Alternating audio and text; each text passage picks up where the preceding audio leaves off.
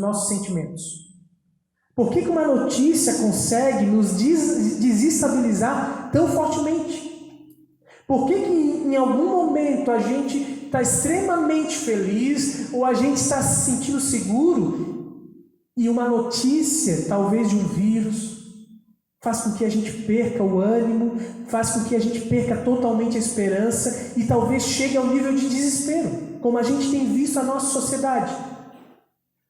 Nós estamos vivendo cada vez mais uma geração de pessoas imersas no medo. Esse é o problema. Nós estamos chegando à nossa cultura, ao nosso mundo, a quase que uma falta de esperança total por muitas pessoas. O que nós ouvimos falar cada dia mais, e isso que talvez gera ainda mais esse medo, é que o pior ainda está por vir. Ou seja, aquele ano de 2020 que a gente esperava que ainda poderia ser bom, a gente só ouve que o pior ainda está por vir, que o ano não vai ser fácil. E aí a gente acaba constatando que nós vivemos numa cultura que quando nós olhamos até mesmo para o que a psicologia fala, nós estamos sendo tomados pelo medo. Ao pesquisar um pouquinho sobre as características da nossa cultura, eu percebi justamente isso olhando para alguns comentários de psicólogos. E olha o que na internet algumas pessoas falam, uma frase que eu peguei. O medo é uma sensação gerada a partir de situações de perigo ou da preocupação de que algo aconteça de forma contrária ao que estava previsto. Veja bem, o medo, em primeiro lugar, é quando a gente vive a sensação de uma situação de perigo. E não é isso que nós estamos passando como humanidade. Nós estamos vivendo uma situação de perigo. Nós corremos risco de vida, corremos risco de perder a nossa economia e não ter mais o que comer, talvez no dia de amanhã. E não somente isso, dentro da linha do que a psicologia fala, nós estamos preocupados com algo que vai acontecer de maneira muito diferente do que nós planejamos para o ano 2020. Provavelmente, você, tínhamos muitos planos para o ano 2020. Talvez nós sonhávamos em reformar a nossa casa, sonhamos em trocar o carro, sonhamos em ampliar a empresa, talvez a gente sonhava em terminar a faculdade esse ano, de ter boas férias ao longo ou ao final do ano, de fazer talvez uma linda festa de aniversário para os filhos, de casar talvez nesse ano tendo uma linda festa. Talvez a gente tinha o sonho de, como pastor, poder desenvolver um bom trabalho na sua comunidade. Mas de uma hora para outra, todos os nossos planos se tornaram incertos.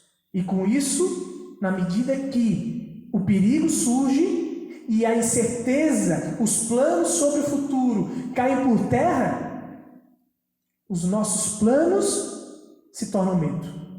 O medo surge no nosso coração. E sabe o que é interessante em relação ao medo também? É que ele é algo totalmente biológico. Sabe como ele funciona no nosso corpo? O medo, ele age ativando áreas no nosso cérebro que, quando estimuladas, elas liberam hormônios da adrenalina. E esse hormônio da adrenalina, ele pode aumentar a nossa frequência cardíaca, respiratória, a nossa angústia, a nossa irritabilidade. Especialistas emocionais contam que o estresse, quando provocado, ele recebe a emoção do medo, a gente passa a interpretar essa situação no nosso cérebro como algo que a gente não é capaz de lidar. E isso vai resultar em duas atitudes básicas. Alguém que tem medo e que isso ativa dentro desse medo do nosso cérebro, ele vai resultar em duas atitudes. Ou nós vamos fugir, ou nós vamos lutar. Diante do medo, a psicologia e a própria biologia constata que, diante do medo, ou nós vamos fugir, ou nós vamos lutar. E não é isso que nós percebemos também no nosso mundo, queridos. Nós estamos com medo do coronavírus. Nós estamos com medo do vírus que pode matar a gente. E por isso a gente foge do vírus. A gente foge e fica em casa. Mas nós também estamos com medo de o dia de amanhã não possibilitar que a gente trabalhe e tenha o nosso sustento. e por medo de que no dia de amanhã a gente não venha ter a nossa renda financeira necessária para sustentar a nossa família, o que nós estamos fazendo? Saindo de casa para lutar contra o vírus. A pergunta é: o que nós devemos fazer diante de tantas opiniões?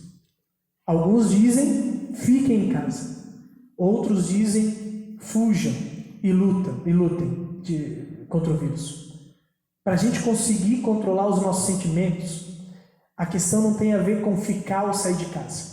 Não vai fazer diferença se você ficar em casa ou fora de casa. E agora a gente tem que aprender a respeitar e ouvir as autoridades. Mas para aprender para que os nossos sentimentos não sejam mudados, com que o medo não domine o nosso coração a ponto de a gente perder a esperança de uma hora para outra, nós precisamos aprender a controlar o medo. E a história da Páscoa justamente traz a solução que nós precisamos para vencer todo tipo de medo que está no nosso coração nesse momento.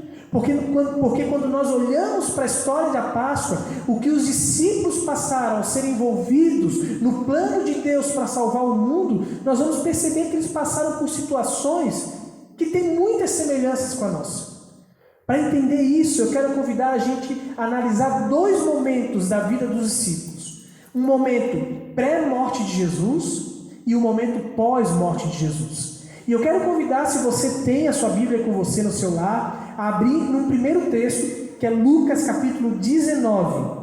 Lucas capítulo 19, nós vamos ler do versículo 28 até o versículo 40. Lucas capítulo 19, versículo 28 até o versículo 40. Ali diz o seguinte: depois de dizer isso, Jesus foi adiante, subindo para Jerusalém. Ao aproximar-se de Betfagé e de Betânia, no monte chamado das Oliveiras, enviou 2 dos seus discípulos, dizendo-lhes: vão ao povoado que está adiante, e ao entrarem encontrarão um jumentinho amarrado, no qual ninguém jamais montou. Desamarrem ele e tragam a mim. Se alguém lhes perguntar: por que estão desamarrando? Diga-lhe: o Senhor precisa dele. Os que tinham sido enviados foram e encontraram o animal, exatamente como lhes havia sido dito. Quando estavam desamarrando o jumentinho, os seus donos lhe perguntaram: por que vocês estão desamarrando o jumentinho? Eles responderam: o Senhor precisa dele. Levaram-no a Jesus, lançaram seus mantos sobre o jumentinho e fizeram que Jesus montasse nele. Enquanto ele prosseguia, o povo estendeu seus mantos pelo caminho. Quando ele já estava perto da descida dos Montes das Oliveiras, toda a multidão dos discípulos começou a louvar a Deus alegremente em voz alta. Por todos os milagres que tinham visto, exclamavam: bendito é o Rei que vem em nome do Senhor, paz no céu e glória nas alturas. Alguns dos fariseus que estavam no meio da multidão disseram a Jesus: mestre, repreende aos teus discípulos. Eu lhes digo, respondeu Jesus, se eles calarem, as pedras clamarão. Queridos, primeiro ponto a gente a perceber aqui: os discípulos haviam passado 3 anos sendo treinados por Jesus, e mesmo após 3 anos ouvindo o seu mestre, eles ainda não haviam entendido o que Jesus tinha ido fazer e dito para eles a respeito disso em Jerusalém. A esperança dos discípulos, os planos que eles tinham para Jesus, era que ele entrasse em Jerusalém e libertasse o povo de Israel do domínio do Império Romano. Os discípulos traziam essa convicção muito viva dentro deles, porque ao longo da história de Israel, mais do que em muitos momentos, eles tiveram esse motivo para acreditar de que Deus sempre levantou pessoas para libertar o povo de Israel. Assim foi no período de Juízes, quando o povo de Israel estava sendo dominado por outros povos. Deus levantou juízes que libertaram, assim como Sansão, o povo de Israel. Deus levantou reis como Saul, Davi, Salomão, para libertar eles dos seus inimigos. No exílio, Deus levantou até reis de outras nações que libertaram o povo de Israel da escravidão. Os próprios Macabeus, que é um livro que não faz parte da maioria das Bíblias evangélicas, não faz parte da Bíblia evangélica, mas conta do período histórico do povo de Israel, onde o povo estava escravizado e Deus levantou pessoas, que não deu muito certo, mas pessoas estavam tentando libertar o povo de Israel. E aqui então, quando nós olhamos para esse período, os discípulos tinham plena certeza que os planos de Deus, e isso eram os seus planos também que eles adotavam nas suas vidas, que mesmo que Jesus, talvez eles acreditavam que Jesus estava com medo, talvez eles pensavam que Jesus não queria confrontar, talvez estava com medo de morrer, por isso ele disse: eu vou morrer mesmo. Eles acreditavam que quando eles entrassem em Jerusalém, Jesus ia tomar o poder. Esses eram os planos deles, apesar de tudo que Jesus havia dito. Mas os discípulos, apesar de tudo que Jesus havia dito sobre a sua morte, eles acabam se deparando com uma outra realidade.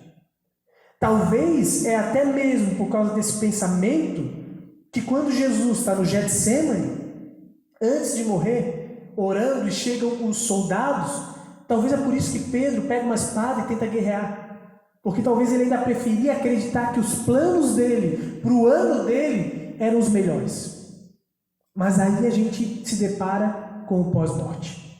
Jesus é preso, ele é levado e torturado, ele é morto numa cruz, e os planos dos discípulos são frustrados com a morte de Jesus. Eles tinham certeza do que deveria acontecer naquela cidade, mas assim como nós também tínhamos certeza de tudo que deveria acontecer no ano de 2020, nós e eles se frustraram. Roma frustrou os planos dos discípulos. O coronavírus frustrou os planos que nós tínhamos para o ano de 2020. E o pior de tudo é que Jesus nem ao menos tenta fazer com que os planos dos discípulos dessem certo. Jesus é preso, e qual foi o resultado disso? Eu convido você a nós lermos João capítulo 20, versículo 1 até o 9, nós vamos ler, e 19 até o 21. João capítulo 20, versículo 1 até o 9 e 19 ao 21. Ali diz assim: no primeiro dia da semana, bem cedo, estando ainda escuro, Maria Madalena chegou ao sepulcro e viu que a pedra da entrada tinha sido removida. Então correu ao encontro de Simão Pedro e do outro discípulo, aquele a quem Jesus amava, e disse: tiraram o Senhor do sepulcro e não sabemos onde colocaram. Pedro e o outro discípulo saíram e foram para o sepulcro.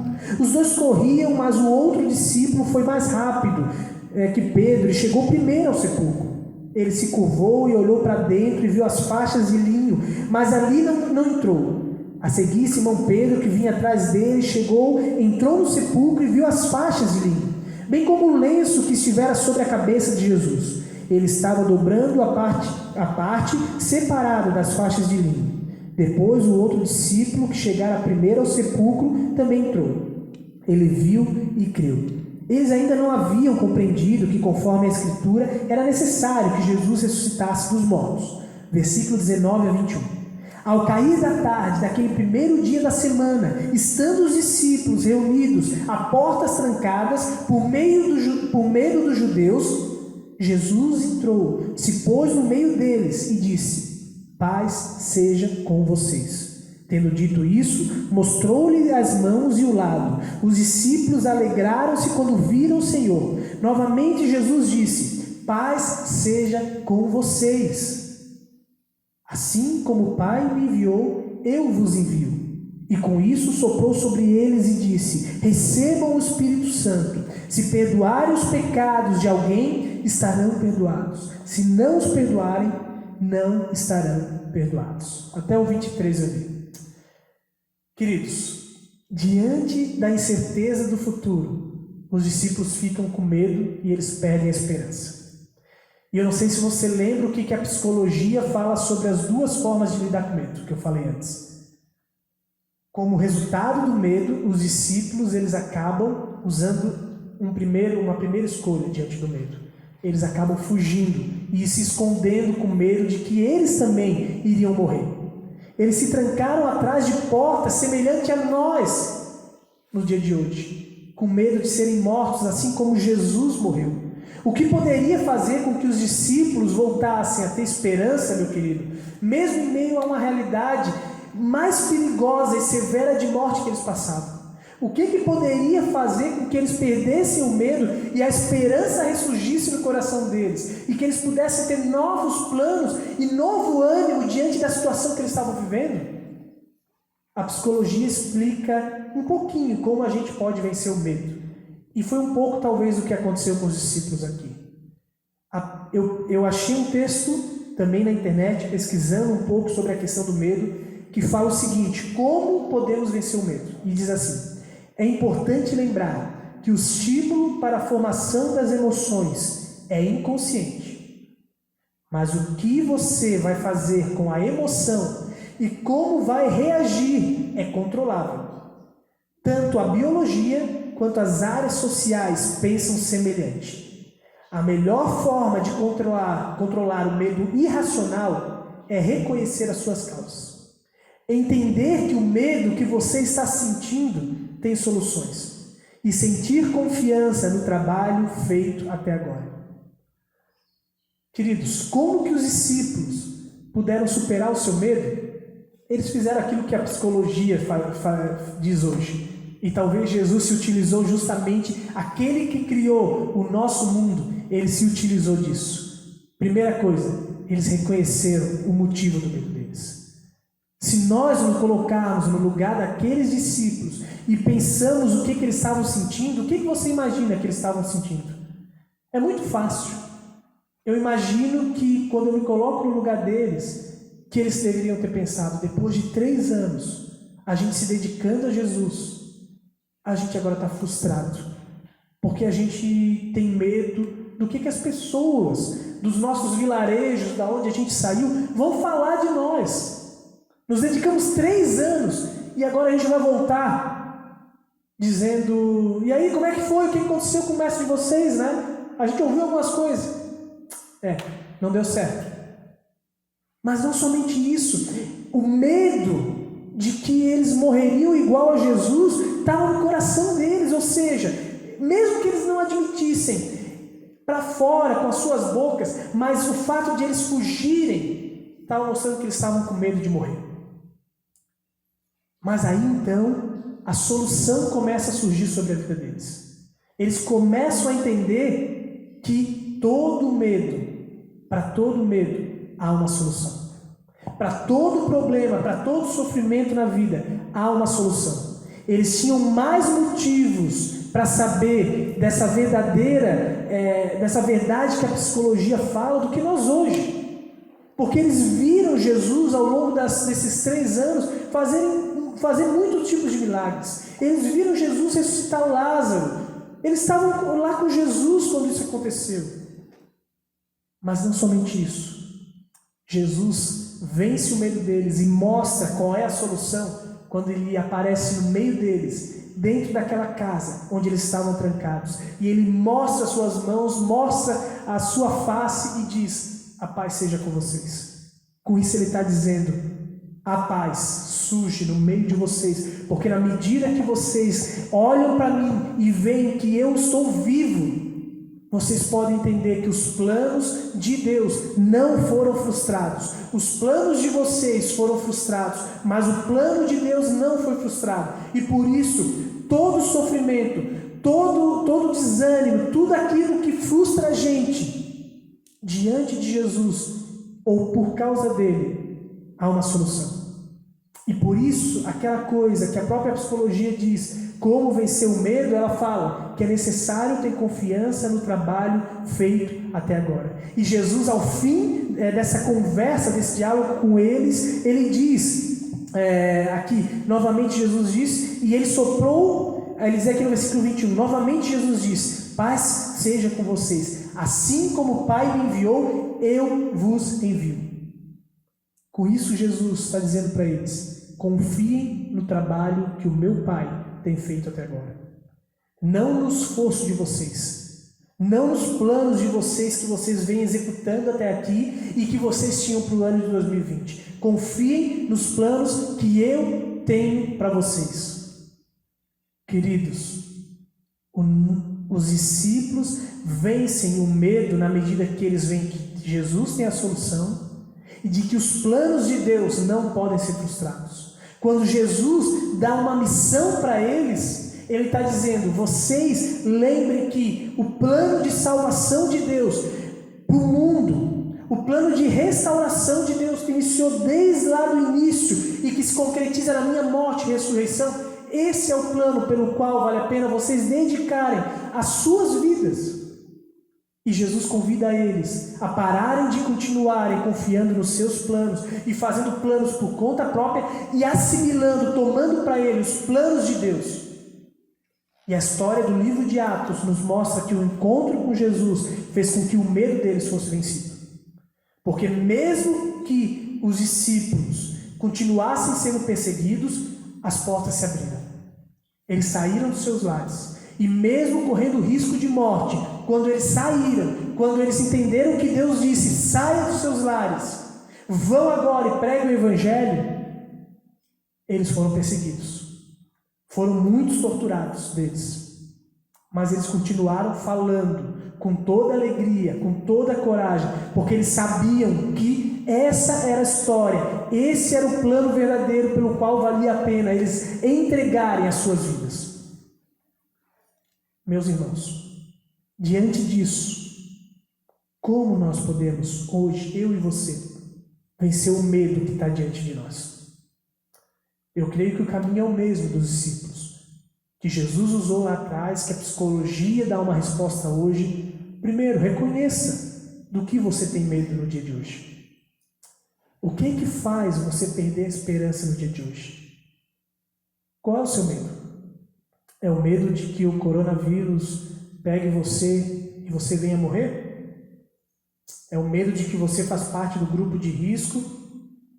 Talvez você é jovem ou não tão jovem e que você ainda gostaria de viver muito, mas de repente os seus planos vão ser cortados, você ainda queria fazer muitas coisas. É medo da morte? Do que você tem medo? Você tem medo de que no dia de amanhã você vai ter que viver de ajuda de cesta básica, talvez, para se alimentar e não vai conseguir se sustentar mais satisfatoriamente, não vai conseguir mais alimentar tudo aquilo que talvez é além do pão de cada dia? Do que você tem medo? Reconheça isso diante de Jesus. Segundo, compreenda que através da ressurreição de Cristo, Deus nos afirma que tudo tem solução. Compreenda que através de Jesus Cristo e a sua ressurreição, tudo tem solução. A vitória de Jesus sobre a morte nos dá a certeza de que nenhum sofrimento em nosso mundo tem a palavra final. Porque Jesus venceu o pior dos nossos inimigos. Por isso o coronavírus também pode ser vencido. E todos os outros tipos de morte no nosso mundo pode ser vencido. E a morte física já foi vencida. E aqui as palavras de Jesus precisam ser lembradas quando, por exemplo, ele diz: ainda que você morra, você viverá. Ainda que o coronavírus te leve à morte, ela não é a palavra final para você. Porque ainda que o coronavírus te mate, você viverá, se você entender que Jesus tem a solução para todo tipo de morte do nosso mundo. E aí, em terceiro lugar, confie no trabalho que Deus tem feito até aqui. Assuma para você o plano que Deus tem para o nosso mundo. Com o coronavírus, Deus jogou por terra todos os planos de cada ser humano do nosso mundo. Até das maiores autoridades que achavam que tinham o mundo sob o seu controle. E em tantos outros momentos, nós já tivemos prova de que nós não temos controle sobre a nossa vida. Por isso, meu querido, assuma os planos de Deus para a sua vida. Aceite que o único plano pelo qual realmente importa você entregar a sua vida é para falar a todas as pessoas do plano da salvação de Deus para a humanidade. Quando Jesus diz, agora vão e preguem o Evangelho, paz seja com vocês, e ele diz, agora falem desse amor, e no final dos evangelhos é isso que ele fala para os discípulos, depois que ele ficou muitos dias com os discípulos, ele diz, vão, preguem o Evangelho, façam discípulos, ensinem a eles tudo o que eu vos tenho ordenado, e os batizem em nome do Pai, do Filho e do Espírito Santo. Quando eles tomam isso para a vida deles ganha esperança novamente, porque eles entenderam que não importa o que vai acontecer no ano 2020. Seja o que acontecer, os planos deles vão ser pregar o Evangelho de todas as formas. Seja dentro de casa E aqui talvez encontra-se o desafio de a gente fazer um telefonema para alguém que a gente sabe que está num momento desse angustiado e falar do amor de Deus. Falar da palavra do Evangelho, falar da ressurreição, talvez compartilhar essa mensagem depois com alguém para que possa o coração e a esperança dela ser reanimada. Ou seja, depois, quando a rotina começar a retornar, os planos que Deus quer que você tenha para a sua vida não é ganhar muito dinheiro, não é, acima de tudo, se casar ou tantas outras coisas. Os planos que Deus tem para a sua vida é que você fale da boa nova do Evangelho até o último dia da sua vida. E quando a gente entende isso, não importa o momento que o nosso mundo está vivendo, nós vamos ter esperança e confiança de que esse Deus tem tudo sob controle. E no fim, Ele vai retornar. E Ele vai restaurar o nosso mundo. E nós vamos poder viver com Ele num novo céu e uma nova terra, que não vai haver mais choro, tristeza, nenhum tipo de vírus, nenhum tipo de morte. E é nisso que a gente deve se apegar. Não importa o dia de amanhã, não importa o que vai acontecer. A esperança do Evangelho e a certeza de que Jesus está vivo traz a vida de novo, traz a esperança de novo. Que Deus te abençoe